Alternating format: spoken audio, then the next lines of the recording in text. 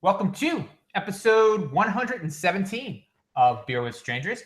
I'm your host, Tony Russo, and I'm joined this week, as I'm joined each week, by Doug Griffith, Extreme Brewing Supplies. Thank you all for joining us, and I'll start with my normal weather report. Although today, as I just showed Tony, the normal window that I can look outside, I got blocked off because I keep worrying about sunlight coming in and ruining and skunking one of the beers that we got sitting here on the counter in the brew room. So I've put this piece of aluminum sheet up so that it's dark in here per se. I mean, we got lights on obviously, but you can't see outside. But it is a beautiful sunny day today, although a little cool compared to the balmy day we had yesterday. But nice and bright and sunny and no rain today. So, and I hear winter will be back tomorrow. Yeah, unfortunately, but that's all right. I got plenty of wood in over the Thanksgiving holiday, which you said you had a good time. I did. Yes, we went to New Jersey. I had a wonderful time. I got to try the three. I know I lose beer snob credibility because I don't remember all of them, but I got to try three of the three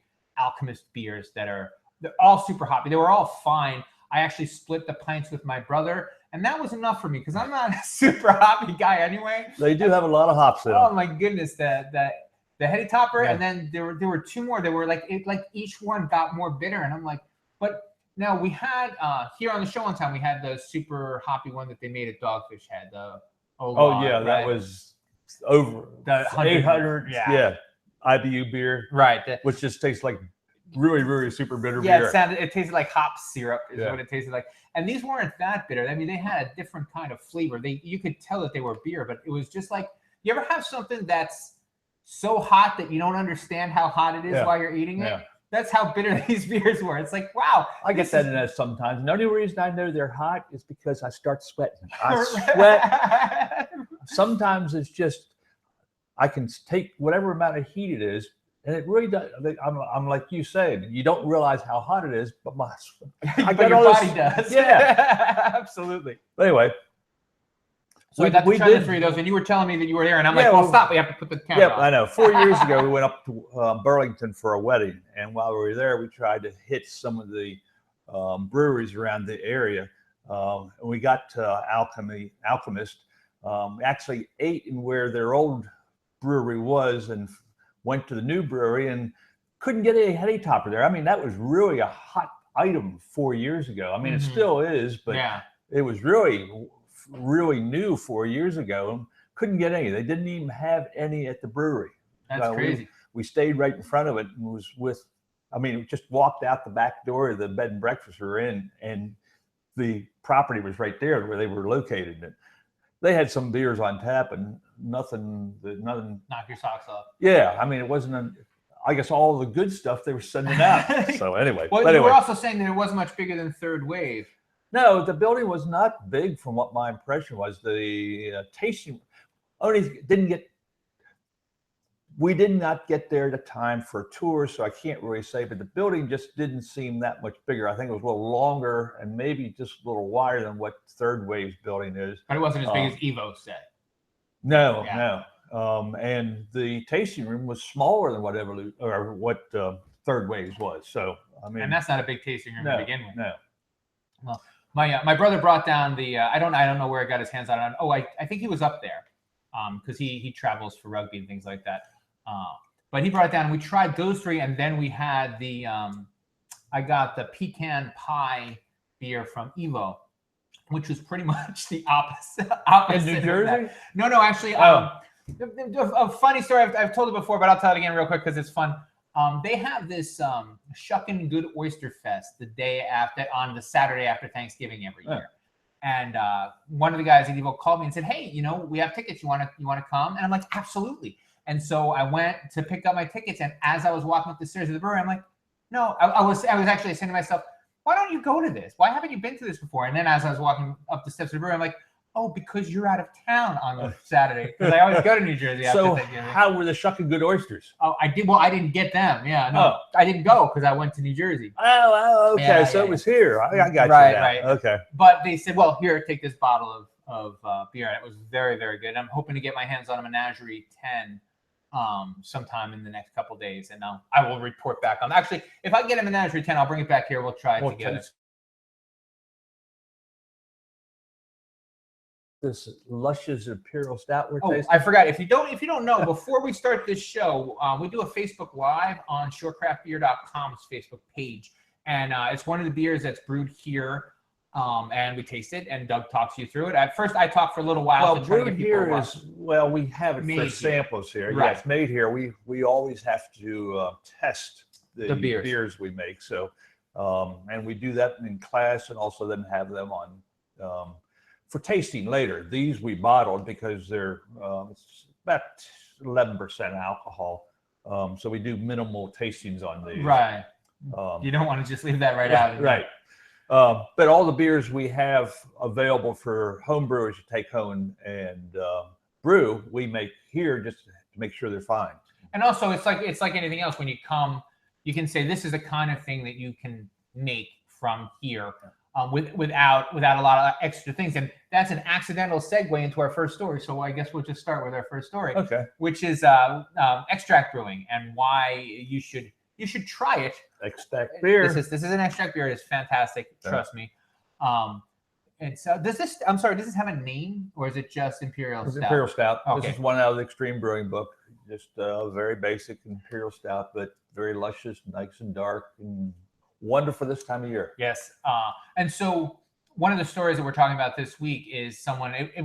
I saw the title was like in defense of extract brewing, and I'm like, oh, I guess some people feel like it needs there's defending. some people who, all grain brewers say you got to be able to make it from scratch to really make good beer, but you can make very good beer from extract kits. So, and now what we've been discovering as we've been talking about this over the last couple of months is also you can tweak extract beers. Like Yeah, sure. you don't have to. The impression that I always got was that it was like a model where it had to come out exactly as it went in. But more and more it's easier and faster, and you can also make changes. About 2 hours start to finish, give or take maybe 15, 20 minutes, depending upon what equipment you have and how you're cooling your beer. But generally 2 hours to brew a beer, and then beyond that, it's the same process for fermentation and however you're bottling, whether you're bottling or kegging, as you would for all grain. But the initial brewing process is a third or 2/3 less than, it's a third in time or 2/3 less in time of what all grain is. Generally, you're going to spend about 5 to 6 hours doing an all grain batch, unless you go to something similar to Grainfather, where it Right. cuts it down to about 4 to 4.25, 4.5 hours. So there are advantages to using a Grainfather for reduction of time. And the nice process works very well. But anyway, going to a typical all grain batch, you're 5 to 6 hours, where all grain or extract, you're about 2 hours. The other thing that I didn't realize until I read this article was I always thought it was more expensive to get extract. It is more expensive. Oh, all right. It is still more expensive. All grain is the cheapest way to do it because there's been less processing done. You don't need this because you're just taking the malt. You're taking the malted grains and then you're converting those starches into sugars for the all grain process. With extract brewing, you're taking a bag of malt sugar that has already been converted and extracted and concentrated for shipping purposes and for ease of use for the home brewer. So the grains have been reduced from 10 pounds down to about 6 to 7 pounds for a typical batch. And then the other thing is that it makes it easier to make five gallon batches in your house. Right, Like you can do right. this in the kitchen, which is something Right. you probably couldn't do with Right, all right. grain you need. Right. You need more vessels, generally more space. Except for this. This is not 6, 7 pounds. This is 12 pounds of malt extract in this. So that's why you got such, I think it's 10, 11. And it 12 tastes, I want to say like coal almost. It's got like a little bit of a. Yeah, that's from the smoke. black and the roasted malts that are in it. So Yeah, it's there are really some smoky. grains in this, but also have the dark malt extract. Mhm. So. And I noticed nobody can see it. I pointed at it as if people can see it. You got a new induction.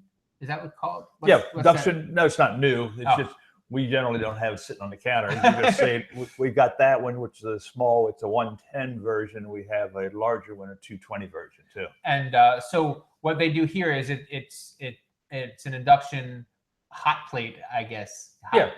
That boils the beer, that boils the water. Right. You got to use a certain pot that has a magnetic bottom on it. Right. But you can get the specialized gear to do it just even that much more efficiently in your house. Yeah, it's the most efficient way supposedly to brew. It's it's much cheaper than what propane is, and we didn't want to have any propane here in the building, so we went with induction. And it's much more efficient than electric resistance heating, and it just works very well. So. The other thing we wanted to talk about was exploding beer. Now, once you got it, beer bombs.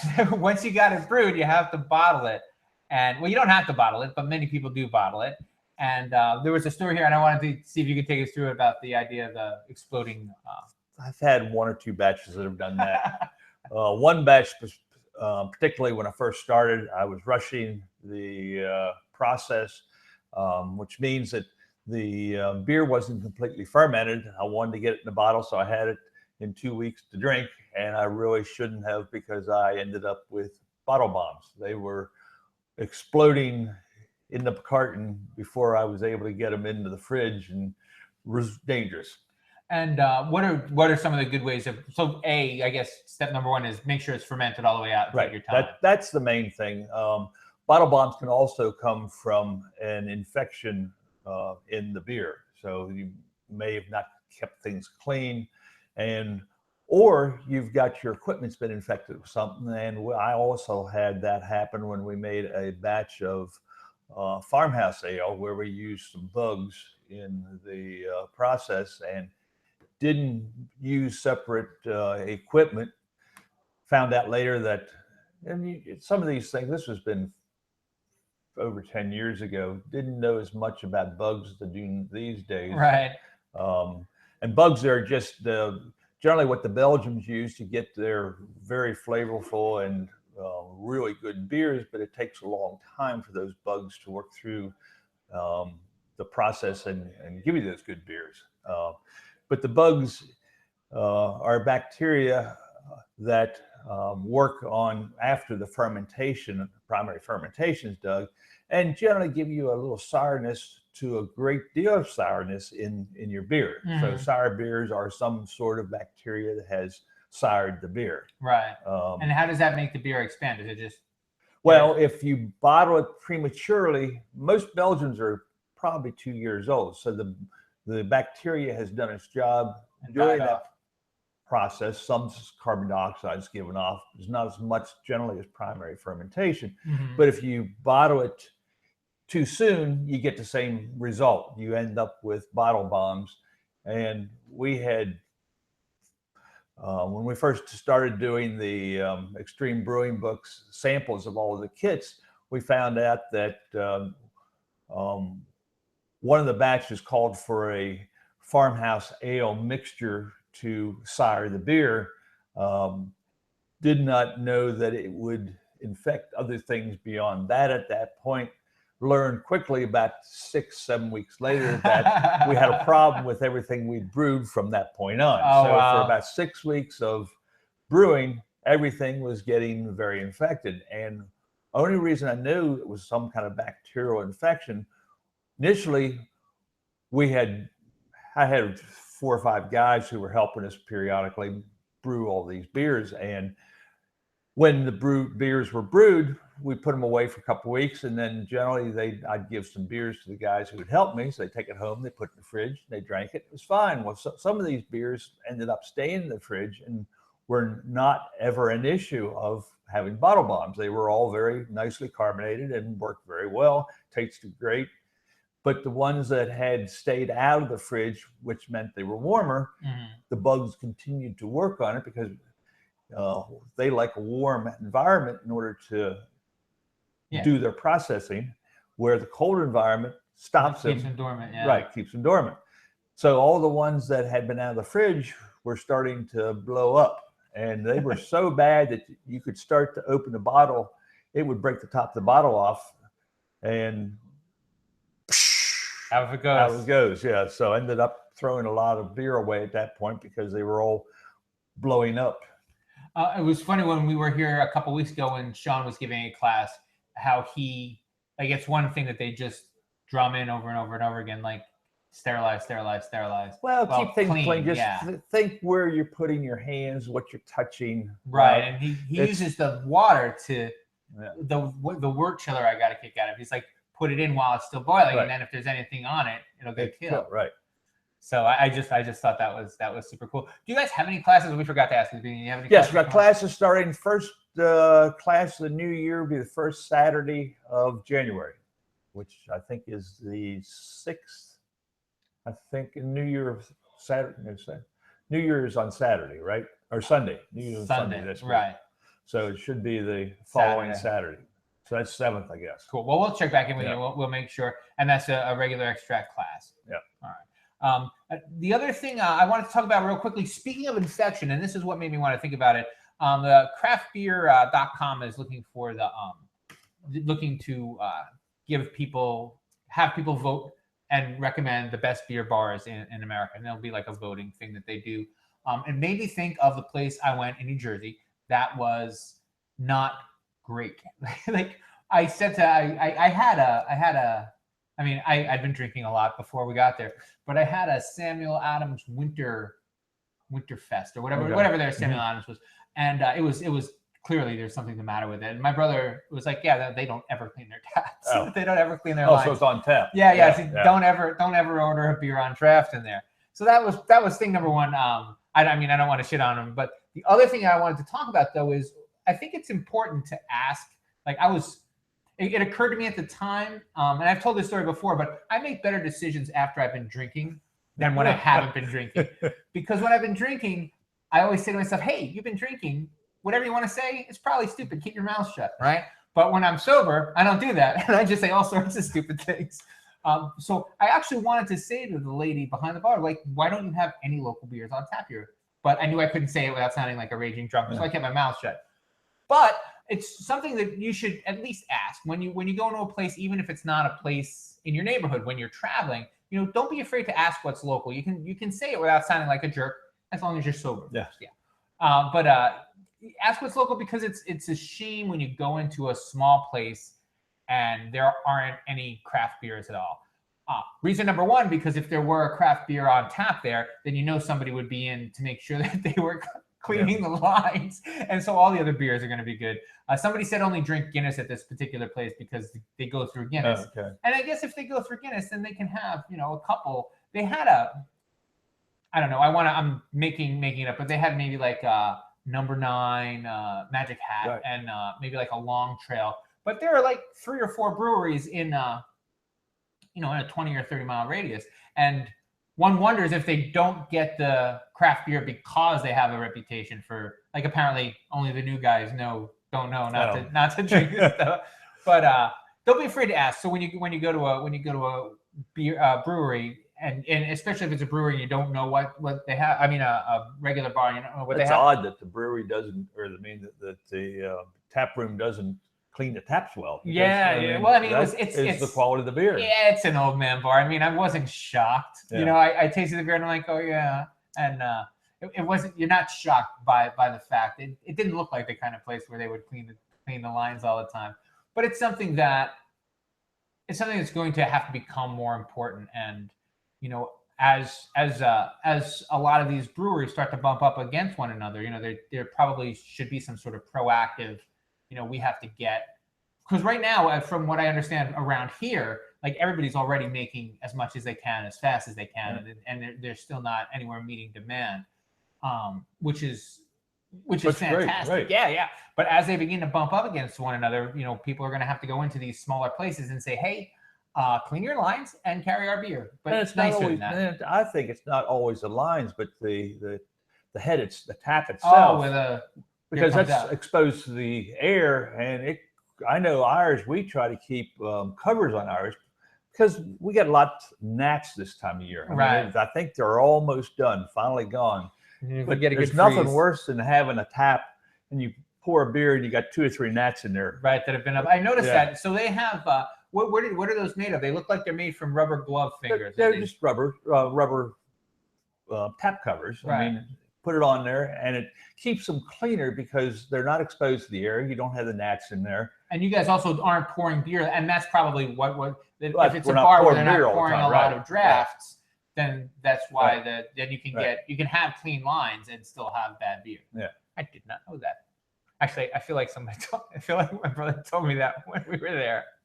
Not saying that they shouldn't clean their lines, right, but Just even if they are simply- cleaning their simply lines, if you cleaning order the a beer that the never tap gets, itself, that's probably why you can said resolve to have a Guinness, Yeah. because if people are pouring right, the Guinness all right. the time, it's keeping the nozzle. It's already flushed all of the stuff out. The guy in front of you got the bugs. Yeah. Next up, we're talking about recent report. Decline on beer sales. Decline on beer sales in places where marijuana is legal and recreationally legal.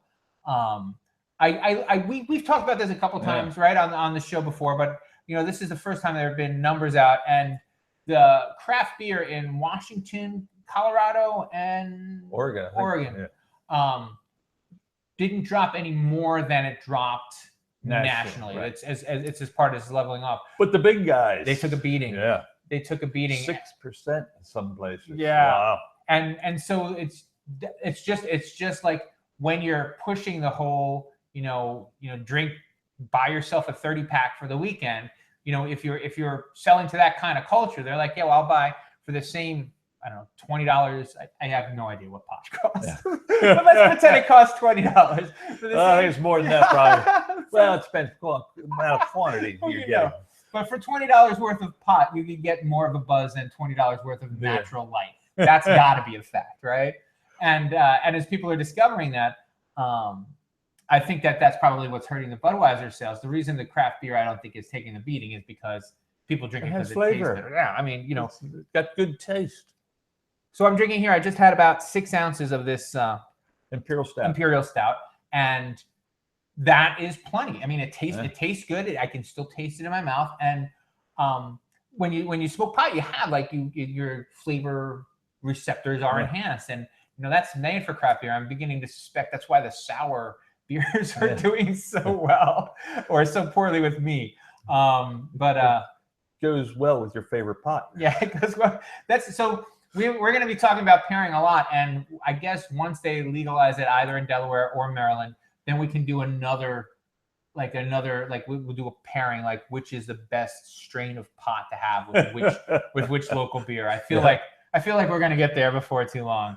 The other story I put it up only because it had a funny headline. It was a story about I'm sorry, I have it right in front of me. They are the Rotary Club. So a Rotary Club, it said it was having a beer and a pancake sale, like a beer and pancake fundraiser, but they weren't. They were having a beer fundraiser, and also they were having a pancake fundraiser. But right along the lines of pairing, I wanted to think about like beer and pancakes, because beer goes with almost anything. No, and I was wondering, like, I feel like maybe like you could make beer with pancakes. Yeah, you can make pancakes with beer using or beer. vice versa. Make beer with pancakes. Throw some pancakes. I guess you throw it in to make the kvass type stuff that they were making. So the next time we have a fundraiser, because one of the things that I do for my day job is people are like, what can we do? What kind of pairing? Like, people really want to have a lot of pairing fundraisers.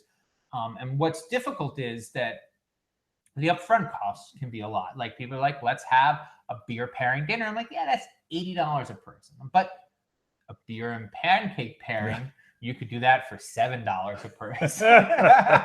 and I'm sure everyone would love it. And plus, it's neat, and people get to have fun with it. And having fun with it is, what makes it interesting. Yeah, fun. People, I would I'm way more likely to go to a beer and pancake tasting than I am to, like, I don't know, the beer dinners just seem, I mean, God bless you, enjoy them.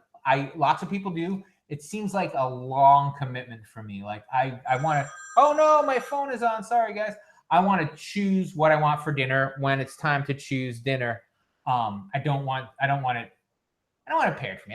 That's a different thing, but that's me. But I mean, you're not apples and apples or oranges and oranges. Right. I mean, the dinners generally you get at a beer dinner are quite elaborate. They've been designed for generally 2 or 3 beers, and you have some specialty food that's been made, which takes Right. time to make, versus a pancake. Not that pancakes are specialized, but Anybody can make it. The Rotary Right, Club can right. make it.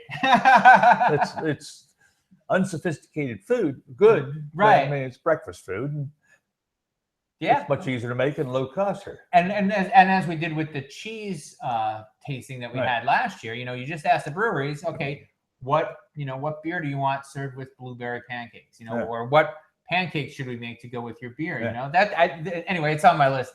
Every time I come across these stories, so we have fruit, nuts, chocolate, and now Okay. pancakes. I always like to post stories. So if you don't follow me on the internet, you should.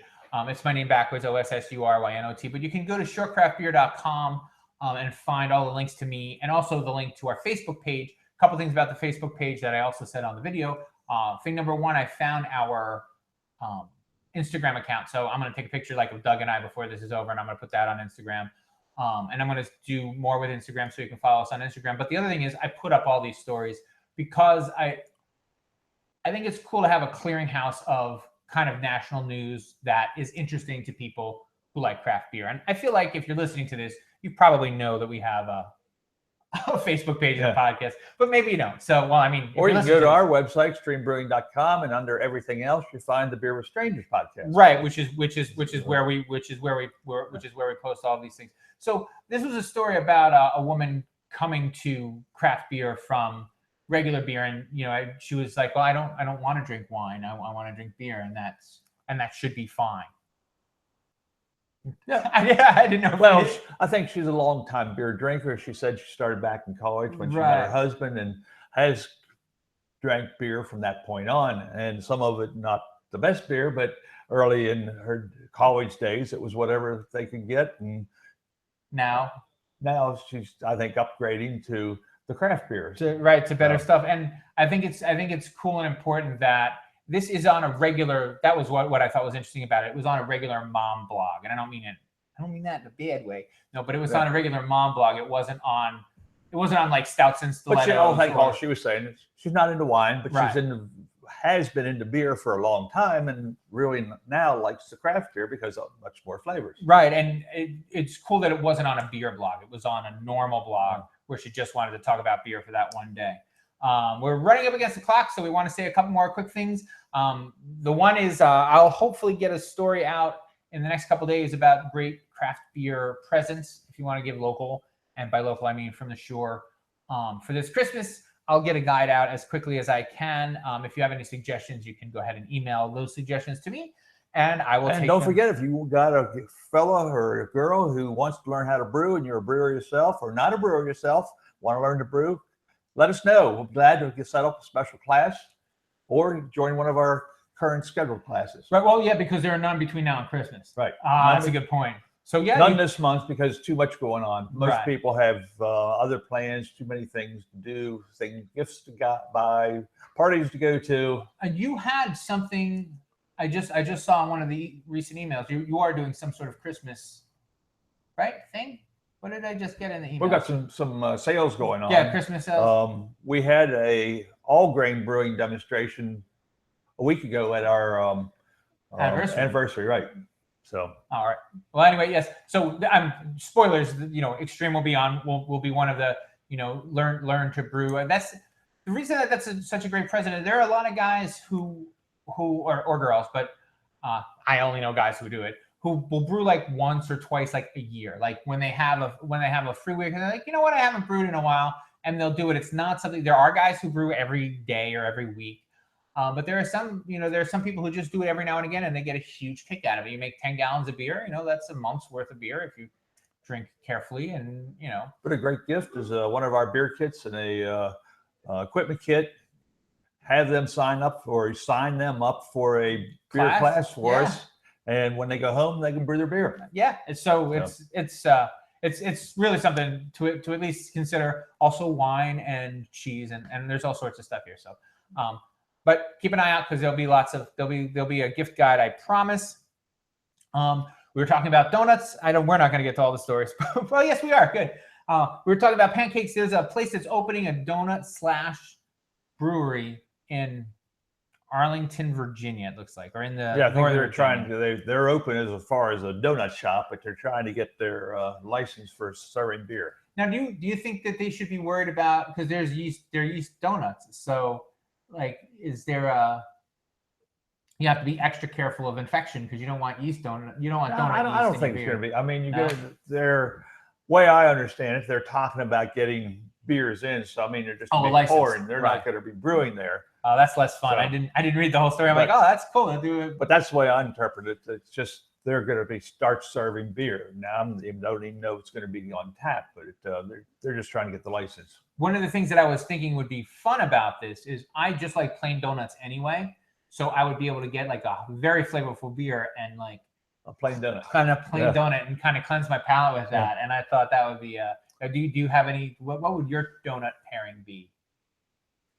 I'd like something like a chocolate eclair or something. Oh yeah, with something dark. Yeah, I mean, a dark beer with a nice chocolately flavored donut. And that's practically dessert. And last but not least, if you check out our recipe of the week, it sounds good. Pumpkin mousse tiramisu, which some people still rally against the pumpkins, but I like the idea they used a Belgian quad. Did they use a Belgian quad? They used a Belgian quad in it.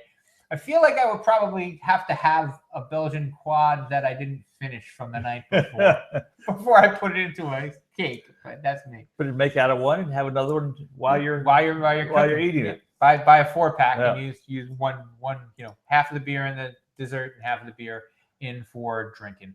But that'll do it. If you have, so several things. Love to hear your donut pairings. So if you have any interesting donut and beer pairings, we'd love to hear them. Similarly with pancakes and beer. Any pairings, I'd love to hear it. Please send it along because we'd love to hear it and share it. Or if you make the pumpkin mousse tiramisu, let us know how it turned out. Yeah, let us know how it turned out, and we would love pictures of that because that would be brilliant. Maybe I'll make it. After the new year, I'm on the wagon. I ate so much at Thanksgiving, it was embarrassing. It was absolutely. But you had a great time. I haven't had anything but salads and water since I came home, and tea. Tea has been my big drink with some hot tea. This has been Hot Tea Talk with Tony Russo.